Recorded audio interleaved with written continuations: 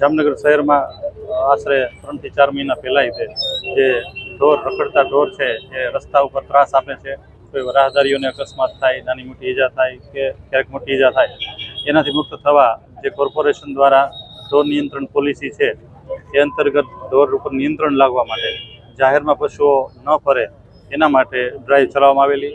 આજ રોજ પણ જે ભરવાડપરા વિસ્તાર છે ત્યાં અત્યારે વસાહતમાં લગભગ અંદાજે 150 થી 200 જેટલા પશુઓ અહીંયા રહે છે. એટલે હવે ઢોર છે એ પશુઓ રોડ પરથી અવારનવાર અહીંયા પગ મોકળો કરવા આવી જાય છે, એટલે હવે ઘરેથી પકડવા સિવાય છૂટકો નથી. એ સિદ્ધાંતે અમે અત્યારે ઢોર પકડવા માટે આ વિસ્તારમાં આવેલા હતા.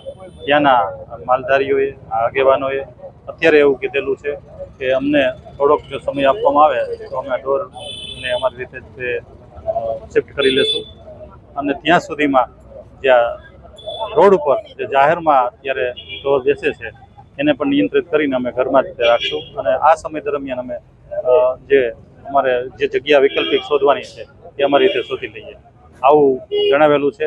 એટલે અમે સોમવારે કોર્પોરેશન પણ આ બાબત ઉપર વિચારણા કરીને એમના આગેવાનોને જરૂર લાગે તો એકવાર મિટિંગ કરીને પછી નક્કી કરીશું કે આ પોલિસી પ્રમાણે ચાલવું કે કેમ.